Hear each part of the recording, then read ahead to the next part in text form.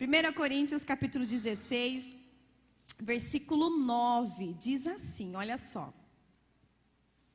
Há uma porta inteiramente aberta para realizar um grande trabalho aqui. Em algumas versões está escrito, porque me foi aberta uma grande porta, ainda que haja muitos adversários, ou ainda que muitos se oponham a mim. Feche a sua Bíblia e os seus olhos, Pai. Em nome do Teu Filho Jesus, nós estamos diante da Tua presença aqui nesta tarde. E queremos, ó Deus, que o Teu Espírito Santo fale conosco, meu Deus. Nós estamos aqui com os nossos ouvidos abertos, o nosso coração aberto para ouvir a Tua palavra, receber e que ela fique guardada aqui no nosso coração e que venha dar fruto, meu Pai. Todo impedimento, todo espírito aprisionador de mente, todos os demônios que quer roubar, Pai, essa palavra do coração desta pessoa, nós repreendemos agora no nome de Jesus e convidamos Espírito Santo, fica aqui conosco nesta tarde, no nome de Jesus. Amém. Amém? Nós vamos falar hoje, para encerrar a campanha do sonho, nós falamos no decorrer dessas 7 semanas muito sobre sonho. Primeiro que você precisava sonhar, depois como realizar o sonho, como chegar lá, como enfrentar, enfim. E hoje, para encerrar, eu trouxe uma palavra para compartilhar com vocês, a respeito de 3 adversários de um sonho. Porque você pode ter um sonho, Deus vai realizar o seu sonho, mas você tem uma coisa que independente do que você queira viver na sua vida, você vai se deparar com esses 3, talvez com todos os 3, talvez com um dos 3, talvez com 2, mas com esses adversários do sonho.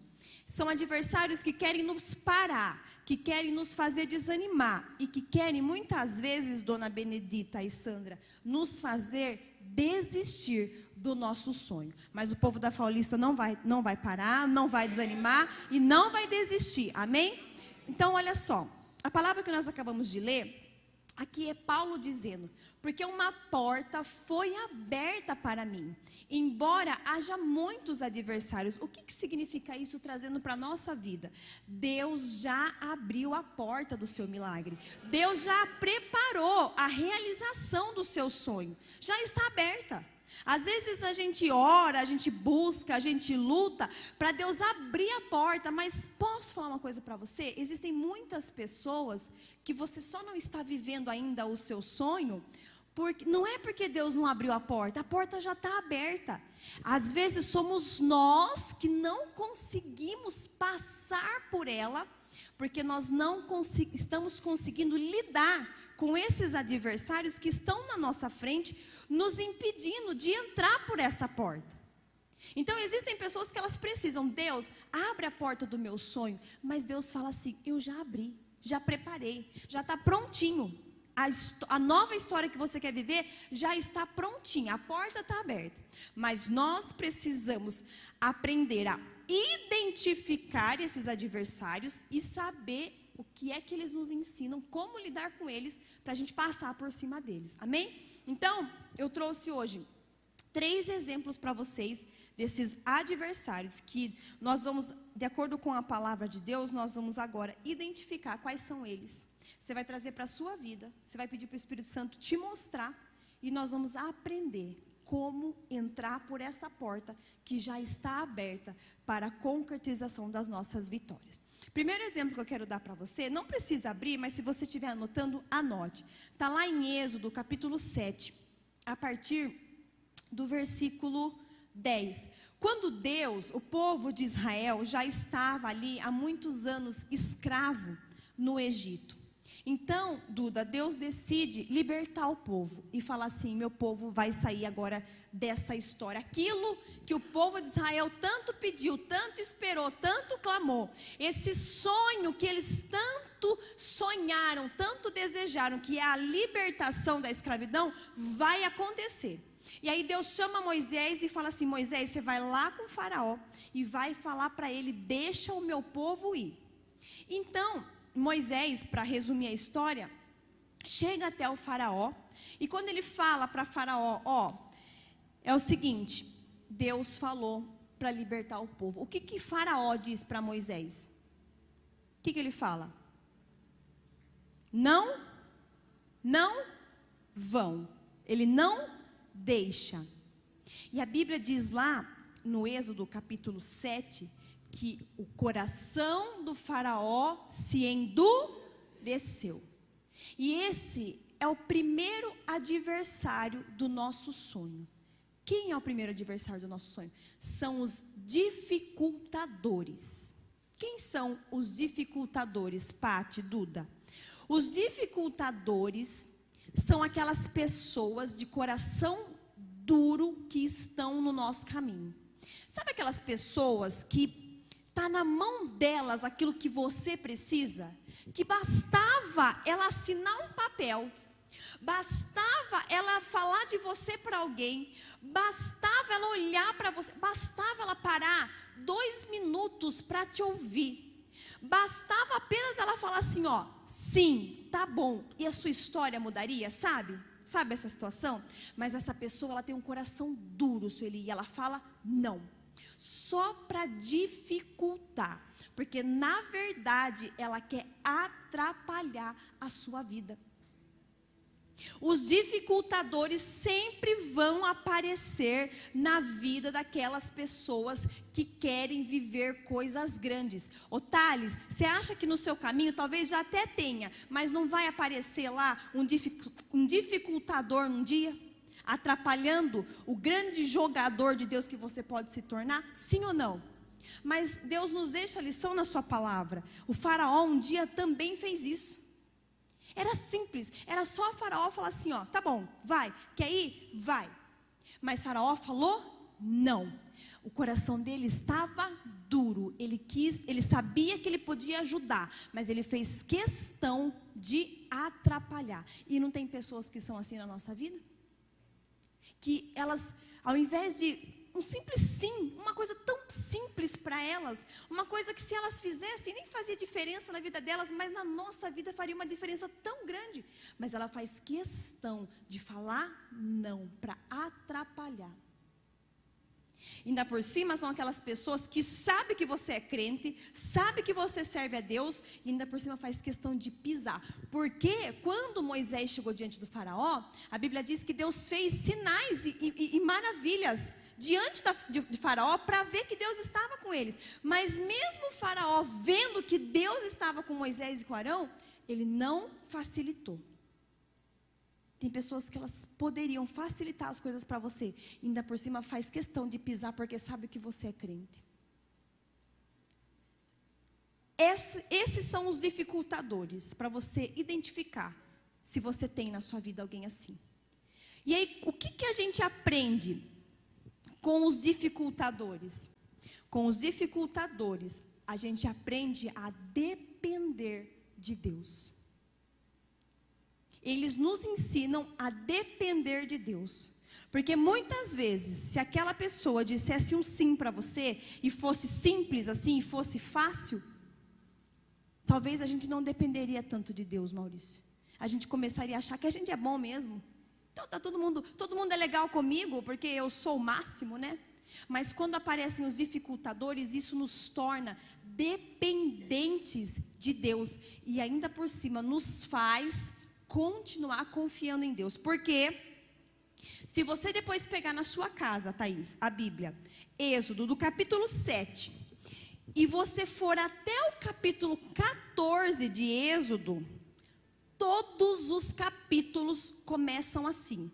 E o Senhor disse a Moisés. E o Senhor disse a Moisés.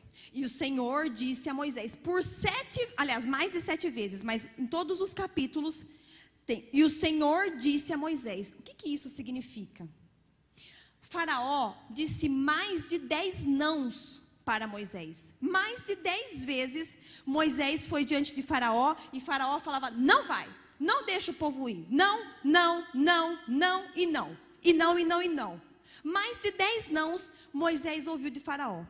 Mas mesmo ouvindo tantos nãos, Moisés continuou ouvindo a voz de Deus, porque em todos os capítulos de Êxodo 7 até o 14 está escrito: e o Senhor disse a Moisés, e o Senhor disse a Moisés. Moisés, isso significa que Moisés, mesmo ouvindo o não de Faraó, continuava ouvindo o que Deus estava dizendo. Eu pergunto para você, quando as pessoas dizem não para você, você continua ouvindo a voz de Deus ou faz beicinho para ele? Ou você fala: quer saber, Deus? Parei de te ouvir, viu? Parei de fazer o que o Senhor está pedindo, porque eu estou fazendo e eu só estou recebendo não. Já pensou se Moisés se comportasse assim? Deus, eu já fui um monte de vezes na frente do Faraó. Será que só o Senhor não entendeu que ele não... Qual parte do não de Faraó, Deus, que o Senhor não entendeu? Mas foi isso que Moisés fez? Não. Moisés continuou ouvindo o que Deus dizia para ele, obedecendo e dependendo de Deus para a libertação do seu povo. Não importa o que os dificultadores estão dificultando na sua vida, a última palavra é do nosso Deus. Aí, tem o segundo adversário do sonho. Não precisa abrir, mas anote se você quiser.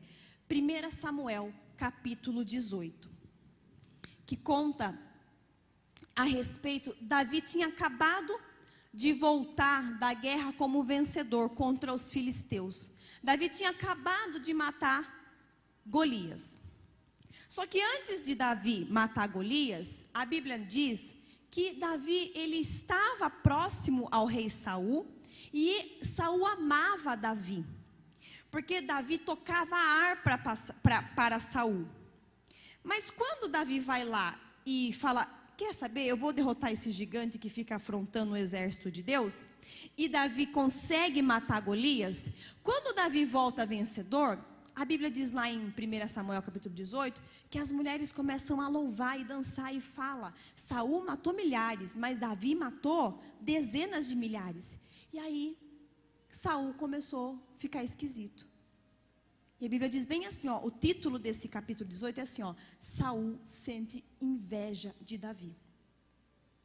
Quem é o segundo adversário de um sonho? São os opositores. Opositores. Quem são os opositores? As pessoas que se opõem a você. E quem é que se opõe a você? São os invejosos. São as pessoas que têm inveja de você. São aquelas pessoas que geralmente elas estão acima de você. Se você olhar assim, já aconteceu isso com você? A pessoa tem a vida melhor que a sua, mas ela fica criticando você, ela tem inveja de você. Já aconteceu isso? Que você fala assim: nossa gente, mas eu não tenho nada. Essa pessoa tem tudo, ela é melhor do que eu, e ela tem inveja de mim do quê? Não é? Mas o opositor é assim. E você fala assim: eu não sei qual é o problema que eu tenho, que essa pessoa não gosta de mim. Mas na verdade, o opositor, não é que ele não gosta de você porque você tem um problema. Na verdade, ele não gosta de você porque ele já enxergou onde você pode chegar. Ele já sabe do seu potencial, ele já sabe da sua capacidade, e ele se sente ameaçado com você. São os invejosos, aquela pessoa que sabe que você tem um sonho, que você está próximo de viver, e essa pessoa ela começa a se opor a você.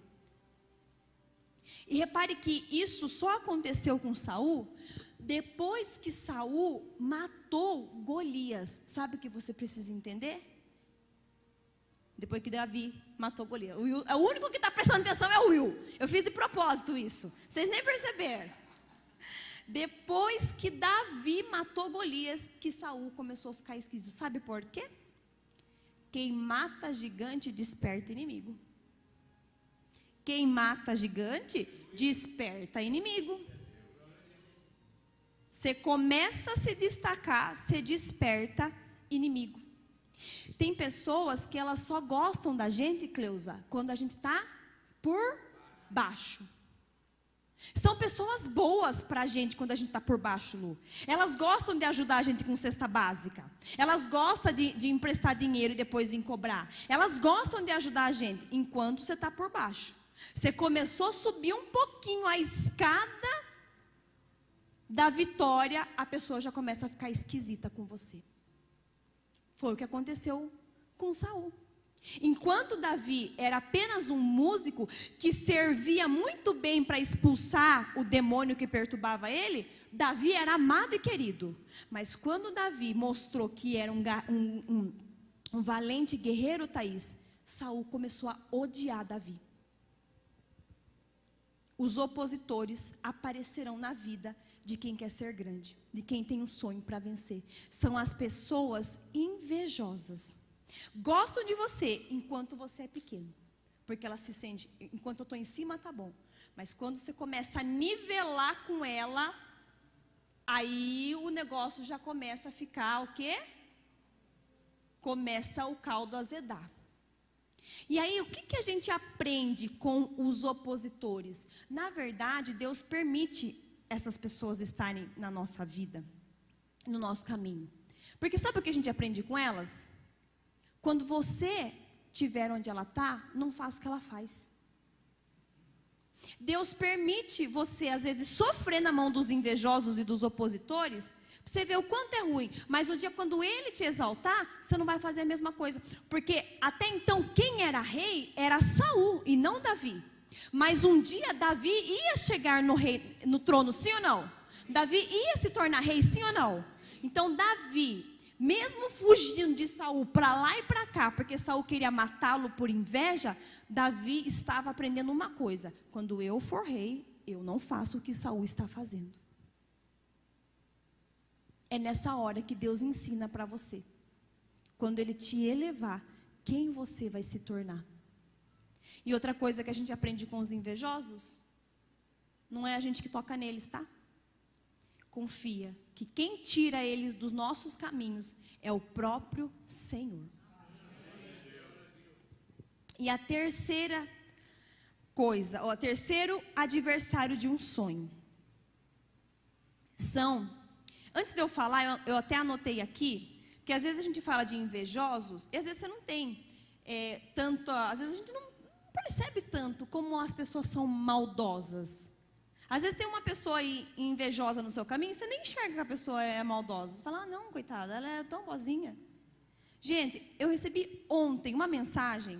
Eu tinha acabado de preparar essa pregação e recebi uma mensagem de uma pessoa, olha só, uma moça dessa igreja, muito triste.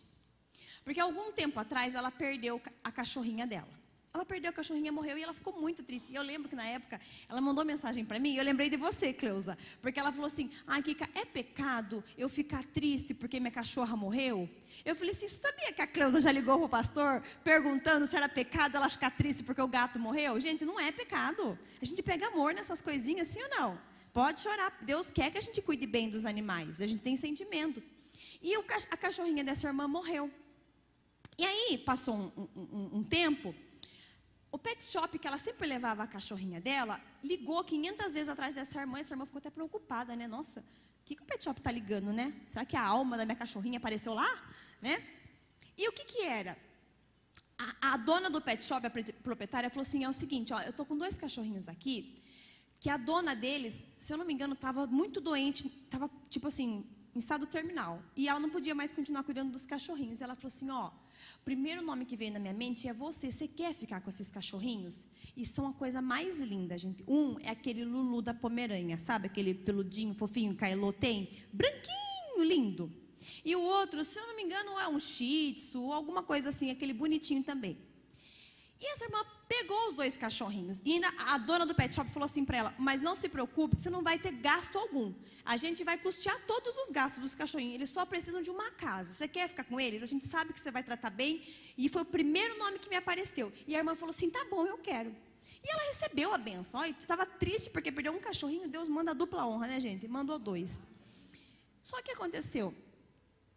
Algumas pessoas foram na casa dessa irmã. E sabe o que falaram para ela? Ai, dá esse cachorro para mim, esse cachorro nem combina com você. Combina comigo. Gente, esse cachorro não combina com a sua casa, combina com a minha. E essa irmã estava tão triste, ela falou assim, Kika, o que eu respondo? Eu já me sinto tão humilhada nessa vida, ainda ter que escutar isso das pessoas, que o cachorro não combina comigo. Porque você olha, é cachorro de rico. Veja que a Elô tem um monte de Lulu, é cachorro de rico. Né? Eu tenho a Malu, vida louca lá, descabelada. Mas, e a irmã, você acredita que ela ouviu isso? E ela falou assim, eu falei assim, irmã, eu acabei de preparar a pregação. Isso aí são os invejosos que aparecem no nosso caminho. Gente, parece que não, mas existe gente invejosa sim, e na sua vida também tem. É o que mais tem. Às vezes você fala assim, meu Deus, mas a pessoa tem marido, eu sou solteira, mas a pessoa anda de carro, eu ando de a pé, mas a pessoa não paga aluguel, eu pago. Por que que essa pessoa implica comigo? Porque essa pessoa muitas vezes enxerga em você aquilo que nem você enxergou. Então pare de questionar. Apenas aprenda a lidar com os invejosos, mas eles sempre existirão. Mas eles nos ensinam, quando você estiver em cima, não faça o que eles fazem. E o terceiro, adversário de um sonho. Mateus capítulo 2, está lá. Quando Jesus nasce, e naquela época que Jesus nasceu, havia em Israel, o governador ali de Israel, o líder maior, era Herodes. E ele ficou sabendo que nasceu o Rei dos Reis. E quando ele ficou sabendo disso, ele ficou tão furioso, porque ele queria saber onde é que estava esse bebê. E não contaram para ele. Então, na sua ira, ele mandou matar todos os meninos de 2 anos para baixo, daquela região. E a Bíblia diz que o anjo do Senhor visita José, lá onde eles estavam em Belém. E o anjo do Senhor fala assim, ó, fujam para o Egito, para que não toquem no menino. O terceiro adversário de um sonho são os perseguidores. São os perseguidores. Quem são os perseguidores? Os perseguidores são as pessoas que querem tirar você de um lugar. São aquelas pessoas que te perseguem para te tirar de um lugar. Espera aí que você vai entender.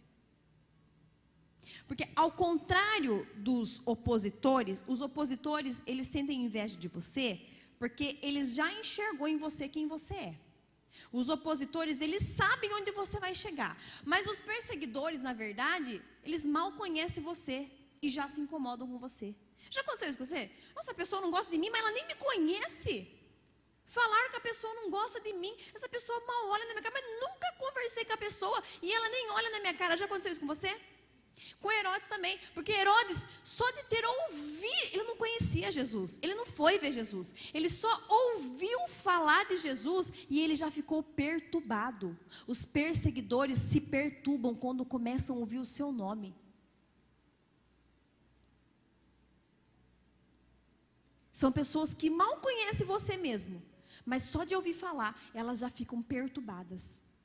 E sabe o que eles fazem? Eles te empurram para outro lugar. Só que sabe o que a gente aprende com os perseguidores, Sueli? Na verdade, são eles que nos tiram da zona de conforto, Lu. São aquelas pessoas que nos perseguem, que às vezes a gente fala assim, meu Deus, eu estou sendo perseguida, não dá mais para ficar nesse lugar, não dá mais para ficar aqui, porque essa pessoa está me perseguindo. Mas na verdade eles estão nos empurrando para o cumprimento do nosso sonho. Porque quando o anjo vai lá e fala para José, foge para o Egito, porque Herodes quer matar o menino, a palavra de Deus diz assim, ó, e cumpriu-se assim o que disse a palavra do Senhor, do Egito chamei o meu filho. Tem pessoas que têm mexido com você, a ponto que você está tendo que sair do lugar. Não se desespere. Na verdade, elas estão te empurrando para o cumprimento da promessa do Senhor na sua vida. Não pense que você está perdendo lugar, não. Na verdade, elas estão sendo usadas por Deus para te empurrar para o cumprimento da promessa de Deus. Então vamos lá. Dificultador, opositor ou perseguidor são os adversários do seu sonho. E às vezes você fala assim, nossa, Kika, eu identifiquei aqui que eu tenho os 3. Mas você quer uma boa notícia? Se você tem os 3, dê glória a Deus. Se você tem 1, dê glória a Deus. Se você tem 2, dê glória a Deus. O que você não pode é não ter nenhum. Porque se você não tem nenhum desses no seu caminho, é sinal, meu filho, que você não vai chegar a lugar nenhum. Mas é. Quem quer ser grande vai ter adversidade no seu caminho, sim. Se você não tem ninguém que inveja você, ninguém que persegue você e ninguém que dificulta a sua vida, meu filho, vá arrumar alguém para fazer isso. Sai daqui falando assim, você quer ser meu dificultador? Ou você quer ser meu invejoso? Eu preciso de alguém nesse caminho, porque são essas pessoas que vão te empurrar para o cumprimento da promessa. Entenda só, este lugar que você está hoje não é o final da história, é apenas o começo dela. Por que eu estou dizendo isso? Porque quando Moisés foi diante de Faraó e ele ouvia não, Moisés não pensou assim, acabou, está tudo acabado, vamos morrer escravo. Não, não era o final da história, era apenas o começo da história do que o povo de Israel ia viver. Quando Saul começou a se levantar contra Davi e queria matá-lo, Davi podia pensar assim, acabou, não vou ser rei coisa nenhuma, agora tem um invejoso no meu caminho, um homem que todo tempo ele quer me matar. Então, quer saber, diz isso, não era o final da história, era apenas o começo da história. E quando Herodes começou a perseguir Jesus, Jesus podia pensar, a Maria e José podiam pensar, meu Deus, mas cadê a promessa de que ele seria o salvador do mundo? Está tudo acabado, agora querem matá-lo. Não era o fim da história, era apenas o começo do plano de salvação que Deus tinha para a minha e para a sua vida. E isso que você está vivendo não é o final, é apenas o começo do que Deus quer fazer na sua vida. E Deus quer fazer coisas grandes. Pode aplaudir o Senhor enquanto eu bebo água?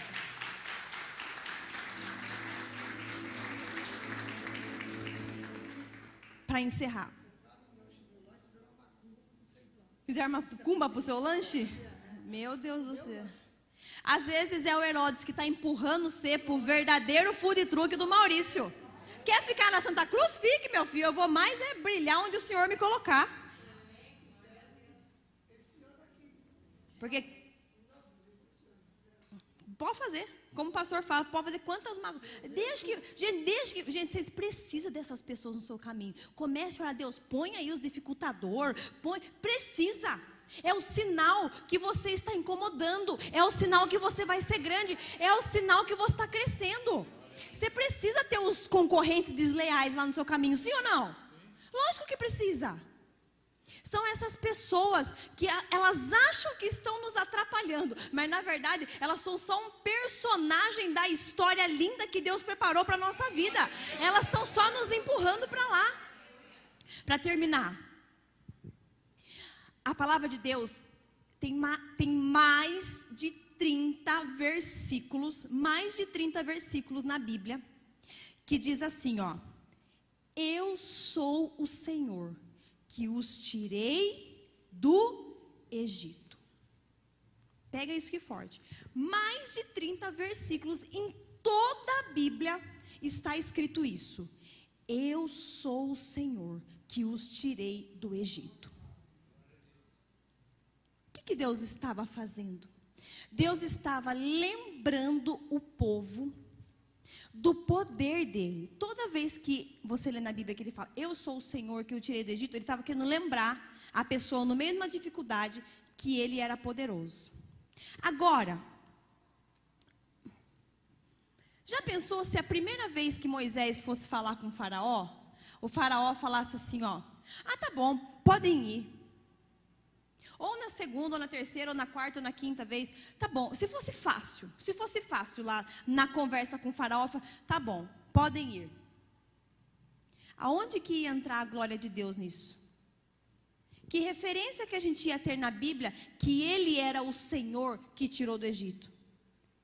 O máximo a gente ia ter um versículo falando, e o faraó foi bondoso e deixou o povo ir. Só que sabe o que isso ia causar?